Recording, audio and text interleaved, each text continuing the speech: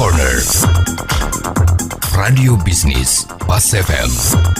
Halo mitra bisnis, kembali saya Nina Amelia bersama Anda untuk Tax Corner menjawab pertanyaan Pak Dedi W di Jakarta. Pak Agus, perusahaan kami memiliki pinjaman kepada perusahaan di Singapura.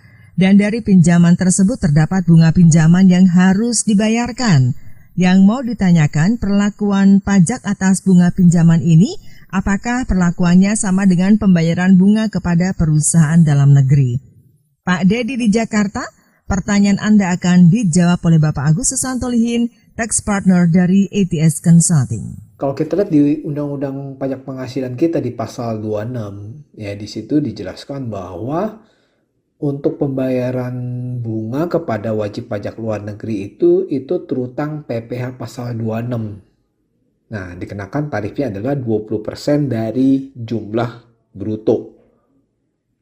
Nah, tapi di sini karena transaksi ini kan melibatkan negara lain, ya.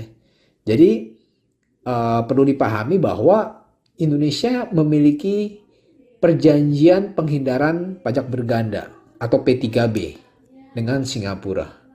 Nah, jadi kalau kita lihat di ketentuan di Undang-Undang Pajak Penghasilan kita di pasal 32A-nya disebutkan bahwa hak-hak pemajakan masing-masing negara pihak dalam persetujuan penghindaran pajak berganda itu berlaku khusus atau istilahnya lex specialis. Nah, jadi artinya sehingga dalam menerapkan Tax Treaty atau P3B itu, ya, langkah pertama adalah kita mesti menerapkan, ya, ketentuan Undang-Undang Pajak Penghasilan, ya. Tapi juga kita harus memperhatikan, ya, apakah terdapat batasan yang diatur di dalam Tax Treaty atau P3B, sehingga Undang-Undang Pajak Penghasilan itu diterapkan dengan memperhatikan batasan dari P3B itu.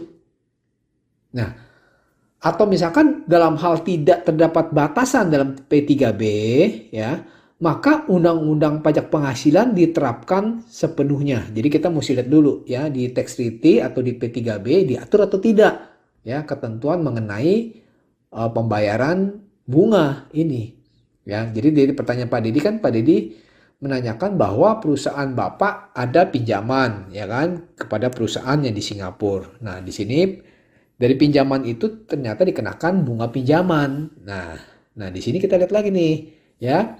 Ternyata di Tax Treaty antara Indonesia dan Singapura itu ada mengatur, ya, mengenai bunga tersebut. Ya, kalau kita lihat di Tax Treaty-nya di pasal 11, ya, di situ disebutkan bahwa untuk negara sumber, ya, negara sumber penghasilan itu berasal dari Indonesia itu, jadi negara sumber berhak memajaki penghasilan bunga berdasarkan ketentuan pajak domestik. Nah, tetapi tarif pajaknya itu tidak boleh melebihi 10% dari jumlah bruto. Nah, jadi kita juga mesti memahami, ya, bahwa harus ada pembuktian, ya, harus ada eksistensi domisili dan juga ada manfaat atas transaksi tersebut, ya.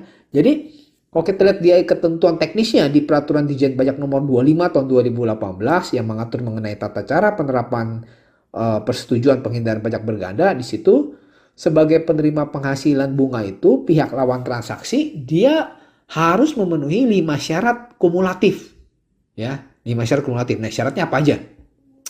Yang pertama adalah penerima penghasilan itu bukan merupakan subjek pajak dalam negeri, ya. Syarat yang kedua adalah si penerima penghasilan itu merupakan subjek pajak dalam negeri dari negara mitra, dalam hal ini negara Singapura, ya. Nah, syarat yang ketiga itu adalah tidak terjadi penyalahgunaan P3B, ya.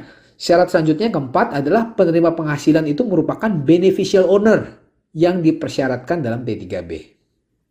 Nah, dan yang terakhir itu adalah si penerima penghasilan dia harus memiliki surat keterangan domisili, ya, yang memenuhi persyaratan administrasi, dan juga dia mesti mengisi form DGT1, ya, yang mana formatnya itu sesuai dengan Peraturan Dirjen Pajak Nomor 25 Tahun 2018. Nah, jadi kalau sudah memenuhi persyaratan 5 tadi, ya, perusahaan Pak Dedi itu diperkenankan membuat bukti pemotongan PPh pasal 26-nya tarifnya adalah 10%.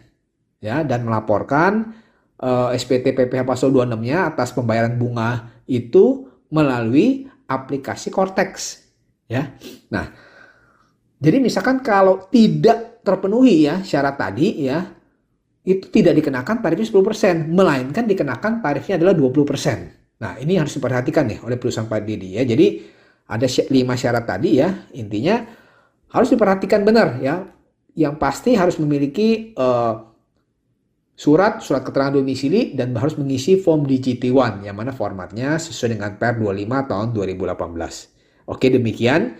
Saya Agus Susanto Lihin, semoga bermanfaat untuk Pak Dedi dan pendengar Pas FM. Demikian Agus Susanto Lihin, Tax Partner ATS Consulting dalam Tax Corner Radio Bisnis Pas FM.